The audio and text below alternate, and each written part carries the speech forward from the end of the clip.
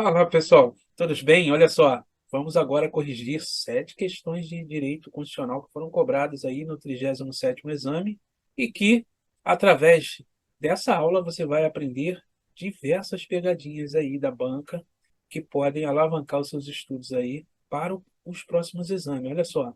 Questão 11, prova tipo 1 branca. Determinada lei federal de 2020 gerou intensa controvérsia. Eu quero que você guarde, ó, intensa controvérsia em vários órgãos do Poder Judiciário, bem como suscitou severas críticas de importantes juristas que questionaram a constitucionalidade de diversos dos seus dispositivos. Afinal, cerca de metade dos juízes e tribunais do país inclinou-se por sua inconstitucionalidade, e a outra metade subentende-se que inclinou-se para a constitucionalidade, tá? A existência de pronunciamentos judiciais antagônicos vem gerando grande insegurança jurídica no país, daí a preocupação de um legitimado, a deflagração do controle concentrado de constitucionalidade em estabelecer uma orientação homogênea na matéria regulada pela lei federal interna, sem, entretanto, retirá-la do mundo jurídico. Sem saber como proceder para afastar a incerteza jurídica a partir da mitigação de decisões judiciais conflitantes, esse legitimado solicitou que você, como advogado ou advogada, se manifestasse, assinale a opção que indica a ação cabível para atingir esse objetivo. Pessoal, questão que trata aí de controle de constitucionalidade, que é um assunto que sempre está na sua prova, direto ou indiretamente, na primeira e na segunda fase. Então, você tem que saber controle de constitucionalidade bastante,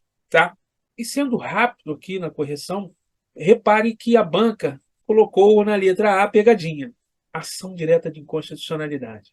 Por quê? Porque ele deixou claro que metade do país inclinou-se pela inconstitucionalidade. E aí, o candidato lá com pressa na hora da prova, nervoso, ele vai lá e marca a letra A e erra. Errou porque não pegou a dica. Olha só, a dica está em intensa controvérsia em vários órgãos do Poder Judiciário. Tá? Fundamento legal dessa questão, artigo 14 da Lei 9868 de 1999. Vamos ler, olha só. A petição, aí uma dica minha, tá? É uma inclusão minha, da ADC, ok? Inicial indicará o dispositivo de lei ou ato normativo questionado, o pedido e suas especificações, e 3, a existência de controvérsia judicial relevante sobre a aplicação da disposição objeto de ação declaratória de constitucionalidade. Tá? É um requisito único para a ação declaratória de constitucionalidade. A ADI não precisa da existência de controvérsia judicial relevante, ok? Então, você teria que ter essa malícia, tá? O candidato tem que ter malícia, e malícia você só aprende fazendo, pegando essa pegadinha. A resposta é letra D, bem longe da A, que a maioria marcou e errou, tá ok? Vamos para a próxima. Ah lá, pessoal, o poder constituinte derivado reformador promulgou emenda à Constituição, inserindo um novo direito fundamental na Constituição da República. No caso, trata-se de uma norma de eficácia limitada, necessitando, portanto, de lei regulamentadora a ser produzida pelo Congresso Nacional. Em razão da total inércia do Poder Legislativo, tendo decorrido 4 anos desde a referida emenda, uma associação de classe legalmente constituída e em funcionamento há mais de 10 anos, cujo estatuto prevê a possibilidade de atuar judicial ou extrajudicialmente no interesse de seus associados, que não estariam sendo contemplados em razão da referida inércia, procura você, como advogado ou advogada. Com base no sistema jurídico constitucional brasileiro, você, como advogado ou advogada, informa corretamente que a fruição dos direitos pelos associados, e aí vem na letra A, pessoal, somente poderá ser alcançada com a impetração de mandado de injunção por iniciativa individual. O somente, advérbio de exclusividade, deixou a letra A incorreta. Vamos ler o conceito aqui no artigo 5º, inciso 71, que fala o seguinte, lá na nossa Constituição, olha só. conceder-se-á mandado de injunção sempre que a falta de norma regulamentadora torne inviável o exercício dos direitos e liberdades constitucionais e das prerrogativas inerentes à nacionalidade, à soberania e à cidadania. Portanto, o artigo 5º, inciso 71, trata de remédio constitucional, né? Já que a falta de norma regulamentadora está impedindo brasileiros de exercerem aí o seu direito, ok? E lá na Lei 13.300 de 2016, que regulamentou o mandado de injunção, regulamentou o mandado de injunção coletivo, tá? Com os seguintes requisitos, desde que a associação esteja devidamente constituída e em funcionamento há mais de um ano, e o estatuto se refira à possibilidade de atuar judicial ou extrajudicialmente no interesse de seus associados. Tá? Então, nós temos duas opções. Ó. Nós temos o mandado de injunção individual e o mandado de injunção coletivo. Tá? E é interessante porque na letra A ele fala que só pode pleitear esse direito através da impetração de mandado de injunção individual, quando na verdade pode ser um individual ou coletivo. Letra B, poderá ser alcançada com a impetração de mandado de injunção coletivo pela referida associação em seu próprio nome junto ao Supremo Tribunal Federal. Perfeito, esse é o gabarito da questão. Na letra C ele coloca um somente, que deixa a assertiva incorreta, e porque não há esse requisito na Constituição. E na letra D, ele coloca que será possível com o ajuizamento de ação civil pública. A ação civil pública não tem o condão de substituir o mandado de injunção, ok? Diante disso, o gabarito é letra B. Vamos para a próxima.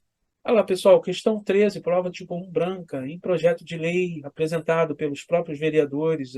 A Câmara de Vereadores do município Alfa votou e aprovou a fixação dos subsídios dos referidos agentes, daí resultando em lei municipal número XX. O padrão remuneratório assim fixado gerou muitos debates em relação à rigidez do processo legislativo e à necessidade de serem observados certos parâmetros em sua fixação, sendo sustentada uma necessária correspondência percentual em relação ao subsídio dos deputados estaduais. Sobre o caso narrado, com base no texto constitucional, assinale a afirmativa correta. Letra A. A fixação dos subsídios dos vereadores é de competência da Câmara Municipal, não podendo ultrapassar determinado percentual do subsídio dos deputados estaduais, percentual este que varia conforme a população do município. Pessoal, é exatamente isso, de forma resumida, que manda a Constituição. Vamos ler? Olha só. Artigo 29, inciso 6. O subsídio dos vereadores será fixado pelas respectivas câmaras municipais, ou seja, pela iniciativa da Câmara Municipal, tá? Em cada legislatura para a legislatura subsequente, observado o que dispõe esta Constituição, observados os critérios estabelecidos na respectiva lei orgânica e os seguintes limites máximos constitucionais aqui estabelecidos. Em municípios com até 10 mil habitantes, o subsídio máximo dos vereadores corresponderá a 20% do subsídio dos deputados estaduais. Em municípios de 10.001 a 50 mil habitantes, o subsídio máximo dos vereadores corresponderá a 30% do subsídio dos deputados estaduais. E assim vai. Então, a letra A resumiu o que consta regrado aqui na Constituição, tá? A letra B, a referida lei padece de vício de iniciativa. Não padece de vício de iniciativa, porque a Constituição diz que é a própria Câmara de Vereadores que tem essa iniciativa, tá? E diz erroneamente que essa iniciativa é privativa do prefeito, quando na verdade não é.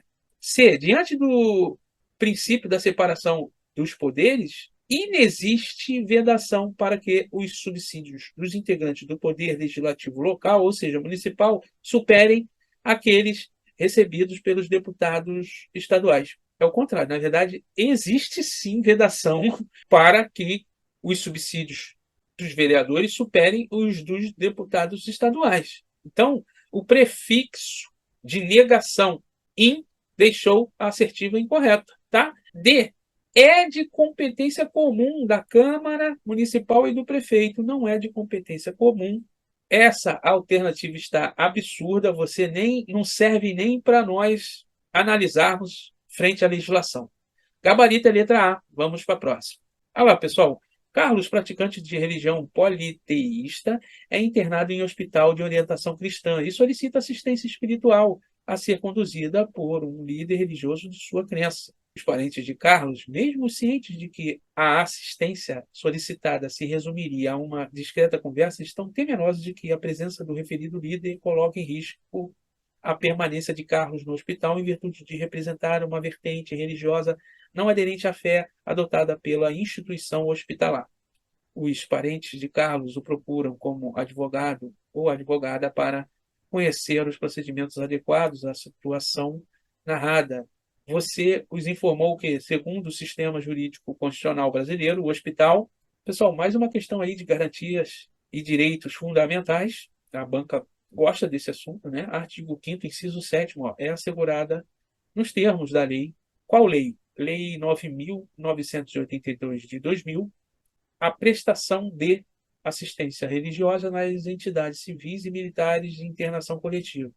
O artigo 1º dessa lei garante aos religiosos de todas as confissões,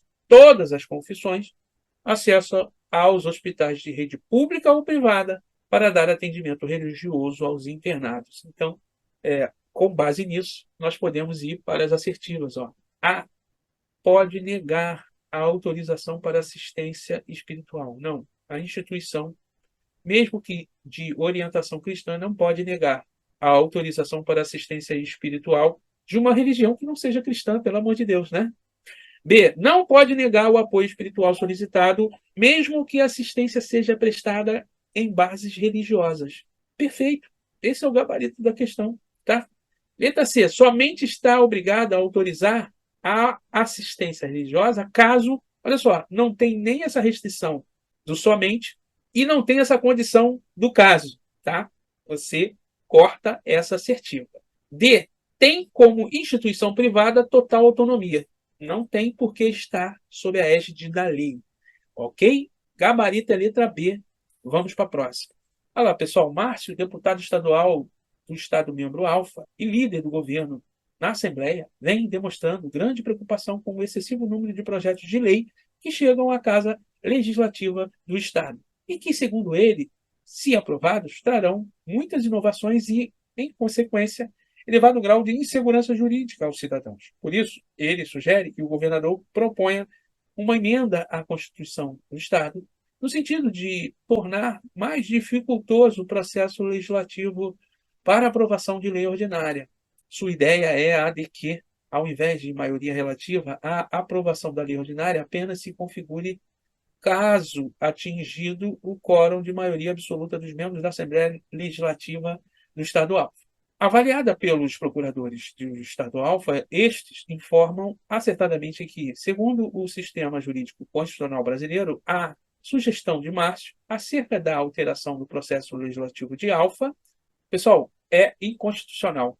Por quê? Porque o Supremo já decidiu e isso é pacificado no sentido de que o princípio da simetria impõe que as normas de processo legislativo da Constituição Federal são normas de reprodução obrigatória na Constituição Estadual e na Lei Orgânica Municipal, no que for compatível, já que os estados e municípios possuem órgãos legislativos unicameral, tá? Logo, emenda à Constituição Estadual, tendendo a tornar o quórum da aprovação de lei ordinária maior ou menor, seria inconstitucional. Grava isso, não cai mais nessa pegadinha. Você vai botar na sua mente, se você, uma questão parecida com essa, você vai pensar, de novo, querem que eu caia nessa pegadinha? Não vou cair nessa pegadinha. Gabarito é letra C, porque o gabarito é letra C que diz o seguinte, é inconstitucional, pois com base no princípio da simetria, o tema objeto da suposta emenda tem de ser disciplinado com observância das regras estabelecidas pela Constituição Federal de 1988, tá? Na letra A diz o seguinte, pode ser levado adiante, não pode ser levado adiante. Na letra B, pode ser levado adiante, não pode ser levado adiante. Na letra D, ele até no início fala legal, é inválida. A gente poderia aceitar. pois a Constituição de 1988 veda aos detentores de cargo do Poder Legislativo o poder de iniciativa para propor a alteração do texto constitucional. A Constituição Federal não veda, tá? Os detentores de cargo de chefe do Poder Executivo, em determinados casos, podem sim ter iniciativa legislativa, ok? Letra C, o gabarito, vamos para a próxima. Olha, pessoal, o presidente da República, ao finalizar projeto de lei de sua iniciativa privativa, é aconselhado por um assessor que encaminhe o texto ao Senado Federal, de forma a lhe dar início à discussão e à votação do referido projeto. A justificativa para que o Senado Federal fosse definido como a casa iniciadora do projeto de lei era a de que a matéria teria recebido grande apoio no âmbito do Senado Federal. O presidente, então, solicita que sua assessoria analise a possibilidade ventilada. Estes, após cuidadosa avaliação, informam ao presidente da República que, segundo a ordem constitucional brasileira, a discussão e a votação de projetos de lei de iniciativa do presidente da República terão início. Pessoal, questão que avalia se você conhece o artigo 64 caput da Constituição. Ó, a discussão e a votação dos projetos de lei de iniciativa do presidente da República, do Supremo Tribunal Federal e dos tribunais superiores terão início na Câmara dos Deputados, obrigatoriamente. Tá? Então, com base nesse artigo, nós podemos ir para as assertivas. Ó, letra A, na Câmara dos Deputados ou no Senado Federal, conforme escolha discricionária de sua parte. Não há discricionariedade do presidente nos projetos de sua iniciativa apresentar esses projetos em outra casa que não a Câmara, diz o artigo 64. Então, quando ele coloca ou o Senado Federal, deixou a assertiva A incorreta. B, na Câmara dos Deputados, necessariamente, obrigatoriamente, sendo que ao Senado Federal restará o papel de casa revisora. Perfeito, é o que diz a Constituição. C, por vezes na Câmara, por vezes no Senado. Errou. D, por regra no Senado. Não, obrigatoriamente na Câmara. Ok? A letra B é o gabarito da questão. Olha lá, pessoal. Última questão: um terço dos membros do Senado Federal apresentou proposta de emenda à Constituição, PEC, propondo um acréscimo de um inciso ao artigo 5º. Segundo a PEC, o novo inciso teria a seguinte redação: é garantida a inclusão digital e o amplo e irrestrito acesso à internet nos termos da lei. A proposta foi aprovada pelo plenário da Câmara dos Deputados e do Senado Federal por mais de 3/5 dos membros em único turno. Ó. Aqui você já tinha que saltar aos seus olhos o erro. Tem que ser em 2 turnos, pessoal. Tá? E, ato contínuo, a PEC foi promulgada pela mesa da Câmara dos Deputados e do Senado Federal. Sobre a PEC, descrita na narrativa, segundo o sistema jurídico constitucional brasileiro, assinale a afirmativa correta. Artigo 60, parágrafo 2º, diz o seguinte: a proposta será discutida e votada em cada casa do Congresso Nacional em 2 turnos, considerando-se aprovada se tiver, em ambos, 3/5 dos votos dos respectivos membros. Ok? No enunciado da questão, ficou evidente que não foi cumprido o rito formal para a tramitação e aprovação de uma emenda à Constituição Federal. Daí a inconstitucionalidade dita formal. Tá? Então, quando ele coloca na letra A, apresenta uma inconstitucionalidade referente à matéria. Não, referente à forma. Ok? Na letra E, ele fala corretamente que é formalmente inconstitucional, pois o procedimento a ser seguido pelas casas do Congresso, que funcionam como poder constituinte derivado reformador, não foi corretamente observado. É o gabarito da questão, letra B. Na letra C, ele fala que ostenta um vício de iniciativa. Não tem vício de iniciativa. 1/3 dos membros do Senado Federal pode, sim, apresentar proposta de emenda à Constituição. Letra D, apresenta vício formal. Opa, isso aqui pode ser. Pois, em qualquer ato de produção normativa, especialmente no caso de emenda à Constituição, a competência para o ato de promulgação é do presidente da República. Negativo. A emenda constitucional não precisa de promulgação do presidente da República. Ok? Gabarito é letra B. Com isso, nós terminamos aí a correção de 7 questões de direito constitucional do 37º exame. Um forte abraço. Até a próxima aula.